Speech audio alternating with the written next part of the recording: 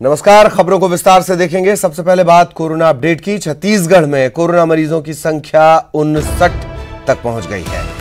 अब तक 36 कोरोना मरीज, संक्रमण के मामले 59 तक हैं, लेकिन 36 कोरोना के जो मरीज थे वो डिस्चार्ज भी हुए, ठीक होकर घर पहुंच गए हैं।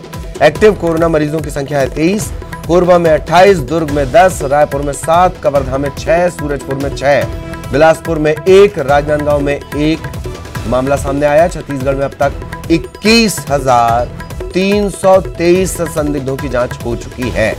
इनमें से 20,300 संदिग्धों की जांच रिपोर्ट नेगेटिव आई है। भिलाई में एक 26 वर्षीय महिला पॉजिटिव मिली है और इस महिला को उपचार के लिए एम्स में भर्ती करवाया गया। एम्स ने ट्वीट कर इस मरीज के भर्ती होने और इसके कोविड-19 होने की पुष्टि की है।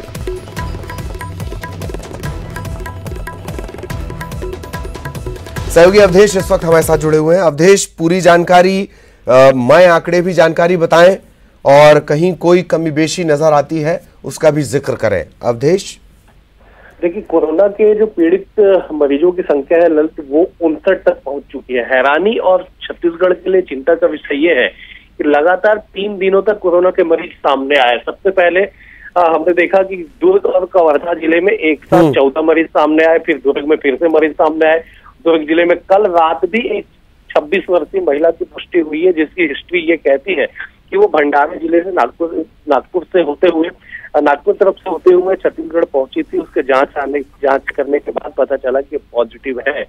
लेकिन सवाल यही है कि जिस तरह से लगातार ये तैयारियां की जा रही है कि अभी भी 1 लाख से ऊपर मजदूर जो अन्य राज्यों में फंसे हैं उन्हें लाने की जो तैयारियां तेज है, तो एक बड़ी चुनौती को राज्य अपने राज्य में लाने की तैयारी कर रही है। उस चुनौती से राज्य कैसे निपटे, एक बड़ा सवाल, अब बड़ा जोखिम राज्य के ऊपर बना हुआ है। एक दिक्कत ये भी है कि ज्यादातर जो आसपास के राज्य हैं उनमें बहुत ज्यादा सेंसिटिव केसेस हैं। कोरोना संक्रमण वहां पर बहुत ज्यादा बढ़ा हुआ है, एक चिंता। दूसरी चिंता, अवधेश के हर मजदूर राष्ट्रीय राजमार्ग का इस्तेमाल तो करेगा नहीं। बिल्कुल, देखिए, ये जो दूसरी चिंता है वो छत्तीसगढ़ के लिए बड़ी चिंता इसलिए है क्योंकि हमने देखा कि जिस तरह से कवर्धा में जो मजदूर पॉजिटिव मिले हैं, या फिर जो सूरजपुर का 6 मरीज हमारे दर्शकों को याद होगा, ये तमाम सूरजपुर और इन इलाकों में विरोध भी हो रहा है क्वारंटाइन सेंटर बनाने का। अवधेश, निश्चित तौर पे देखिए, ये वही मजदूर थे जो महाराष्ट्र से पैदल चल के छत्तीसगढ़ से जंगल के रास्ते से, भीतरी रास्ते से पहुंचे थे, जिन्हें सरकारी कैंप पे रखने के बाद जब जांच रिपोर्ट आया तब पता चला कि 6 लोग केवल सूरजपुर में पॉजिटिव हैं।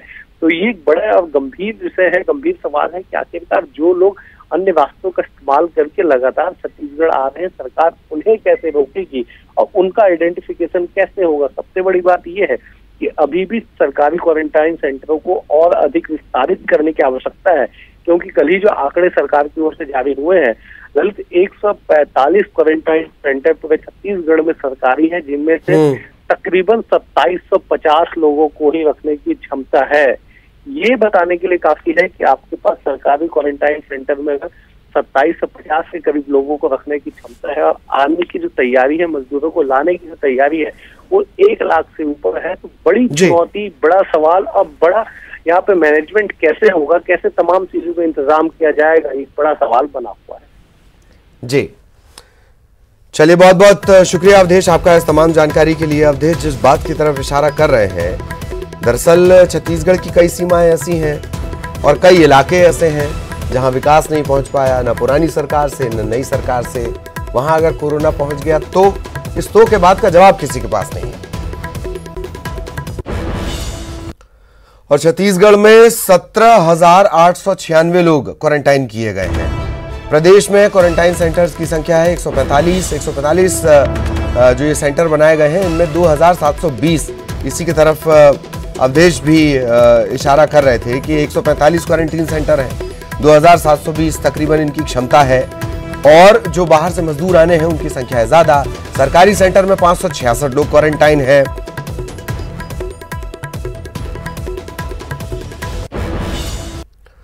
और छत्तीसगढ़ के मजदूरों को लाने की तैयारी शुरू कर दी गई है। सीएम के निर्देश पर मजदूरों को वापस लाया जाना है। रेल के जरिए लाने के लिए राज्य के 8 रेलवे स्टेशन प्रस्तावित हैं। इसमें बिलासपुर है, चंपा है, विश्रामपुर है, जगदलपुर है, भाटापारा है, रायपुर, दुर्ग और राजनांदगांव रेलवे स्टेशन है। रेलवे की गाइडलाइन के मुताबिक ही पूरी तैयारी की जा रही है।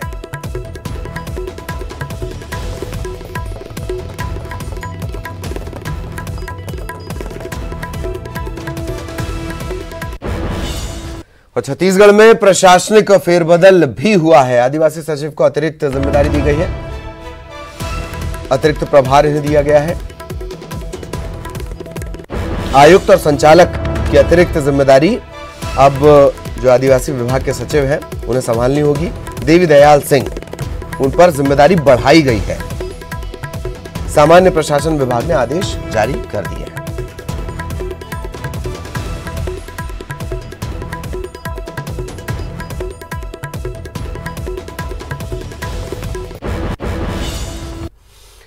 राजधानी के आमानाका इलाके में एक युवक के कोरोना संक्रमित होने के बाद जिला प्रशासन ने आसपास के इलाके को कंटेनमेंट जोन घोषित कर दिया। सरस्वती नगर थाना इलाके में आने वाली 6 जगहों को कंटेनमेंट जोन घोषित किया गया है। यहां मेडिकल इमरजेंसी के अलावा घर से निकलने पर पाबंदी रहेगी।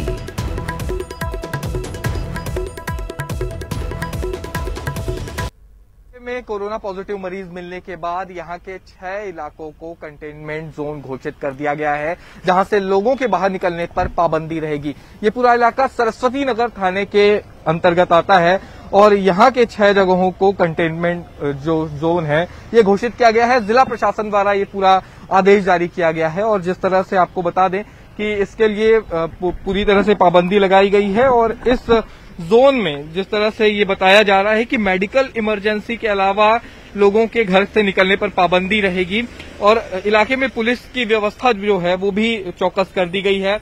मेडिकल इमरजेंसी के अलावा कोई भी व्यक्ति घर से बाहर नहीं निकल सकता और यहाँ के 6 इलाके हैं। डूमर तराई का इलाका है, इसके अलावा जो पंडित दीनदयाल ऑडिटोरियम का गेट है, इसके साथ ही साथ पंडित रविशंकर शुक्ल यूनिवर्सिटी का जो गेट है ये भी इसी जोन के अंतर्गत रखा गया है। और जिस तरह से ये नया केस रायपुर में मिला है उसके बाद से जिस तरह से ये पुलिस प्रशासन की तैयारी चल रही है और साथ ही साथ पूरे इलाके को सैनिटाइज भी किया गया है और साथ ही ये जानने की भी कोशिश की जा रही है कि आखिर युवक किन लोगों के संपर्क में था, उसे ये संक्रमण कैसे हुआ और साथ ही साथ आसपास के लोगों का भी टेस्ट कराने की जो नसीहत यहां पर दी गई है और स्वास्थ्य विभाग की टीम भी इसके लिए मुस्तैद की गई है। कैमरा पर्सन राजेंद्र सिंह चौधरी के साथ देवव्रत भगत, न्यूज 18 रायपुर। सूरजपुर जिले में कोरोना संक्रमण का मामला सामने आने के बाद जिला प्रशासन अलर्ट है। ऐसे में तीसरे चरण के लॉकडाउन में जिले के मजदूरों की घर वापसी भी होनी है। जिले के तकरीबन 450 मजदूरों को लाने की तैयारी चल रही है। इनके लिए जिले में 8 क्वारंटाइन सेंटर बनाए जा रहे हैं। कोरोना संक्रमण का मामला सामने आने के बाद लोगों में थोड़ी दहशत भी है। ऐसे में जिले में अलग अलग जगहों के लोग क्वारंटाइन सेंटर को अपने इलाकों से दूर बनाने की मांग कर रहे हैं। हमने अनुरोध किया है कि यहाँ से 7 किलोमीटर 6 किलोमीटर दूर ITI सेंटर है जो कि गांव और रोड मुख्य मार्ग से काफी दूर है, वहाँ पे उनको रखा जाए जिससे यहाँ की संक्रमण जो फैले ना। चिकनी जजावल में कई लोगों को निकला है, हम नहीं चाहते हैं कि वो महामारी हमारे भटगांव में फैले, इसलिए वहाँ क्वारंटाइन सेंटर ना बनाया जाए, दूसरा जगह जहाँ ले आके बनाना है। अभी तक हम लोगों ने जहाँ जहाँ भी गए हैं वहाँ पे इन परिस्थितियों को संभाल लिया गया है। लोगों को एक बार सारी परिस्थितियों को अवगत कराए जाने से लोग इस बात को समझ रहे हैं और चूंकि हमारे जिले के लोग हैं इसलिए लोग उसमें सहयोग भी कर रहे हैं। और जगदलपुर में रैपिड टेस्टिंग में 2 लोगों में कोरोना के संभावित लक्षण पाए गए हैं। इसके बाद डिमरापाल मेडिकल कॉलेज में दोनों का RT-PCR टेस्ट कराया जा रहा है। टेस्ट रिपोर्ट आने के बाद ही पूरा मामला साफ हो पाएगा कि इन्हें कोरोना का संक्रमण है या नहीं। 2 लोगों में संभावित लक्षण पाए गए। इसके बाद डिमरापाल मेडिकल कॉलेज में इन दोनों का RT-PCR टेस्ट करवाया जाना है। इसकी रिपोर्ट आएगी और उसके बाद ये साफ होगा।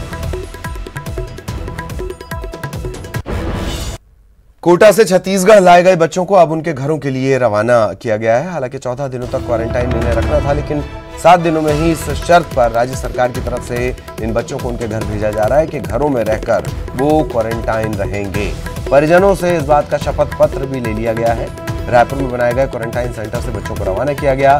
गुढ़ियारी के प्रयास स्कूल से भी बिलासपुर, रायगढ़ और जांजगीर जिले के 181 बच्चों को बसों के जरिए रवाना किया गया।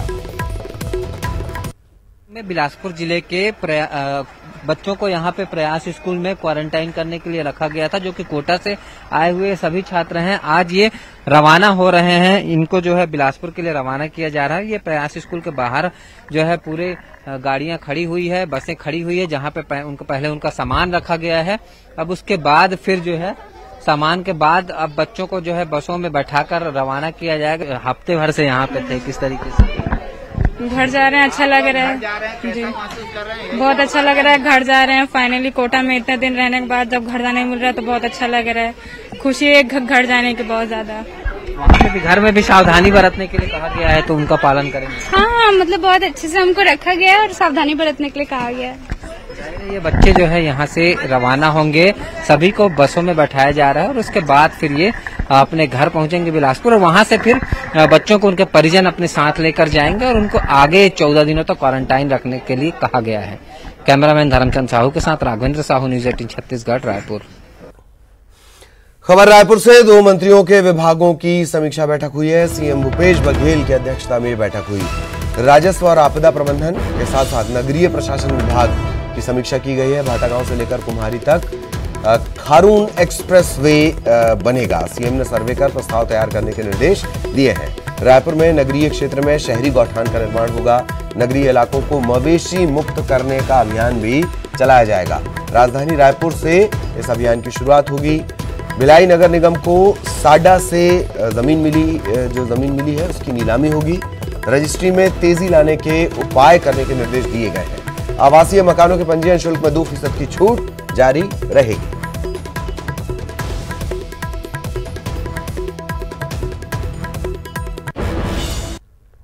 और यहां रुकेंगे एक ब्रेक के लिए।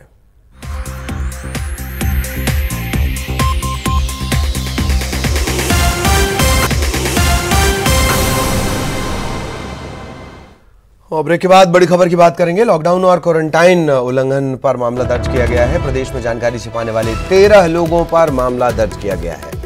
रायपुर में 2, गरियाबंद में 2, महासमुंद में 2, बलौदाबाजार में 1, बालोद में 1, मुंगेली में 4, सुकमा में 1 व्यक्ति पर मामला दर्ज किया गया है। इन सभी ने जानकारी छिपाई।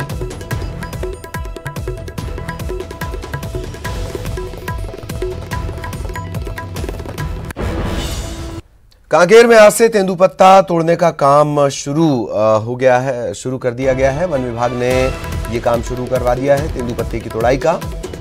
और कोरोना के चलते ये रुका हुआ था, कोरोना संक्रमण फैलने के चलते, डर के चलते, कोरोना के चलते हालांकि कोई आया नहीं तोड़ाई के काम में। तेंदुपत्ता ठेकेदार अब परेशान है और अब वन विभाग ने ये काम अपनी देखरेख में शुरू करवाया है।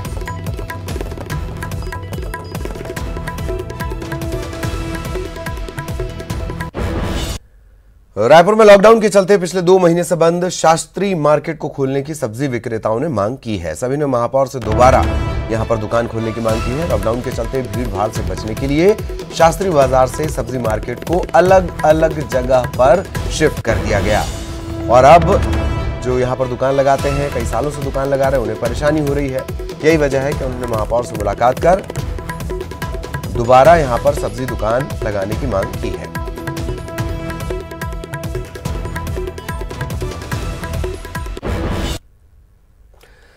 और रायपुर में पीलिया के मरीज लगातार बढ़ रहे हैं। पीलिया मरीजों की तादाद 700 के पार पहुंच गई है। अब तक 719 मरीजों में पीलिया की पुष्टि हुई है। रायपुर में एक दिन में ही 24 नए मामले सामने आए हैं। 2700 से ज्यादा संदिग्ध हैं, इनकी जांच की जा रही है। और पीलिया के चलते अब तक 2 लोगों की मौत हो चुकी है। राजधानी रायपुर में पीलिया के मरीज लगातार बढ़ रहे हैं और 700 के ऊपर आंकड़ा पहुंच गया है। करीबन 719 पीलिया के जो मरीज हैं वो हो गए हैं और उसके साथ ही 2 लोगों की मौत हो चुकी है। एक दिन में ही 24 नए मामले कल मिले हैं और यही वजह है कि पीलिया पर कंट्रोल करना काफी मुश्किल हो रहा है। और जगह जगह जरूर पाइपलाइन बदली गई, लेकिन उसके बाद भी जो प्रभावित इलाके हैं वहां पर अगर हम बात करें तो पीलिया को लेकर जो है वो जरूर कहा जा रहा है कि पाइपलाइन बदली जा रही है, क्लोरीन की टेबलेट्स बांटी जा रही है, लेकिन कंट्रोल जो है वो नहीं हो रहा है। और कहीं ना कहीं ये जो बढ़ते हुए आंकड़े हैं वो मुश्किल खड़ी कर सकते हैं, क्योंकि पुराने जो जिन इलाकों में पाइपलाइन बदली जा रही है उसके अलावा जो नए इलाके हैं वहां पर भी मरीज लगातार सामने आ रहे हैं। और पीने का जो पानी है, कई बार ये देखा गया है कि पुरानी जो पाइपलाइंस है वो पूरी नालियों के बीच से गुजर रही है और नालियों का जो पानी है वो लोगों के घरों तक पहुंच रहा है। उसी के चलते जो दूषित पानी पहुंच रहा है उसके चलते जो है वो पीलिया के जो मरीज हैं वो लगातार बढ़ रहे हैं। तो जाहिर तौर पर कहीं ना कहीं अगर इस पूरे मसले को लेकर बहुत ज्यादा सतर्कता नहीं बरती गई तो दिक्कतें काफी बढ़ सकती है। कैमरा पर्सन राजेंद्र के साथ ममता लांजेवाल, न्यूज 18 छत्तीसगढ़, रायपुर। और कवर्धा में कार से नोट बरसाने का मामला सामने आया है। कार वाले की पहचान नहीं हो पाई है। मामला नगर पंचायत पांडातरी का बताया जा रहा है। प्रत्यक्षदर्शियों का कहना है कि सफेद रंग की ये कार थी, इस पर कुछ लोग बैठे हुए थे। इन्होंने 10, 20, 100 और 200 के नोट फेंके। चलती कार में इस तरह की हरकत की गई है। मुख्य मार्ग में ये कार तेज रफ्तार से नोट गिराकर चली गई। लोगों ने तत्काल इस मामले की जानकारी पांडातरी पुलिस को दी। पुलिस ने भी ग्लव्स लगाकर ये नोट इकट्ठा किए और अब इन आरोपियों की तलाश की जा रही है।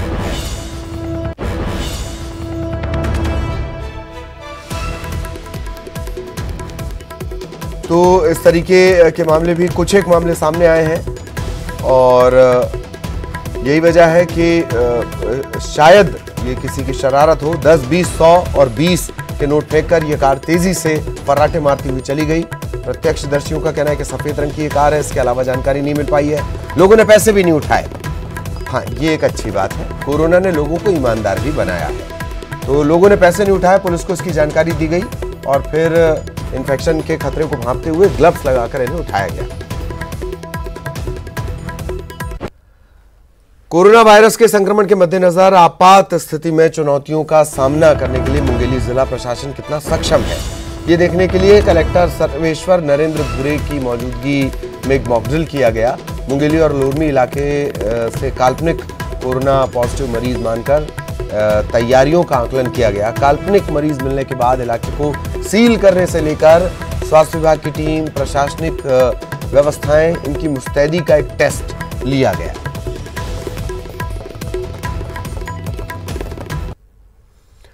बिलासपुर में इन दिनों लॉकडाउन को लेकर रक्षा टीम ने मोर्चा संभाल रखा है। लॉकडाउन में मिली रियायत के बाद भी शहर में लोग लॉकडाउन के नियमों का पालन करते नहीं दिखाई दे रहे। लॉकडाउन के उल्लंघन को देखते हुए रक्षा टीम ने जिम्मेदारी संभाली है। बेवजह घूमने वालों को रक्षा टीम सबक सिखा रही है।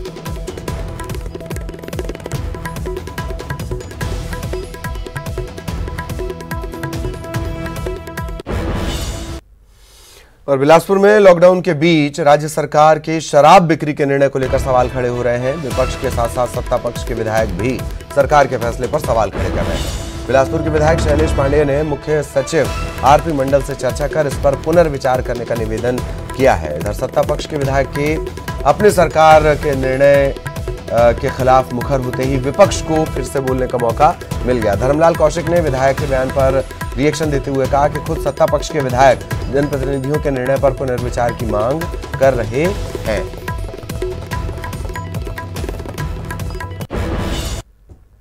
कवर्धा में गैस सिलेंडर लेने महिलाओं की भारी भीड़ लग रही है। ये उज्ज्वला गैस कनेक्शनधारी हैं। इन्होंने गैस मिलने के बाद शायद ही दोबारा रिफिल कराया होगा, लेकिन जैसे ही केंद्र सरकार ने 3 महीने तक उज्ज्वला कनेक्शनधारियों को फ्री रिफिल कराने का ऐलान किया, तब से ये लंबी लंबी कतारें, ये लाइनें कम होने का नाम नहीं ले रही। तकरीबन 1 महीना होने को है। हर दिन महिलाओं की इतनी भीड़ लगती है। गैस एजेंसी के सामने जगह कम पड़ने के चलते पास के हाई स्कूल मैदान में लाइन लगवाई जा रही है ताकि किसी तरह की कोई परेशानी न हो।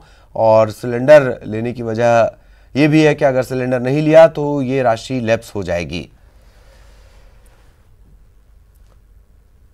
बिलासपुर नगर निगम की माली हालत लगातार खस्ता होती जा रही है। इसका मूल कारण टैक्स की वसूली न होना बताया जा रहा है। टैक्स की वसूली न होने के कारण निगम के फंड में पैसा नहीं आ रहा, लिहाजा निगम अपने कर्मचारियों को भुगतान नहीं कर पा रहा है।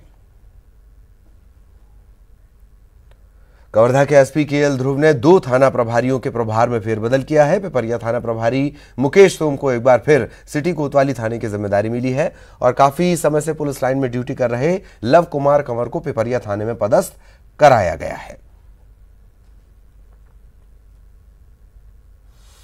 मुंगेली जिले के अचानकमार टाइगर रिजर्व के निवास खार गांव में वन विभाग की टीम पर हमला करने के मामले में 8 आरोपियों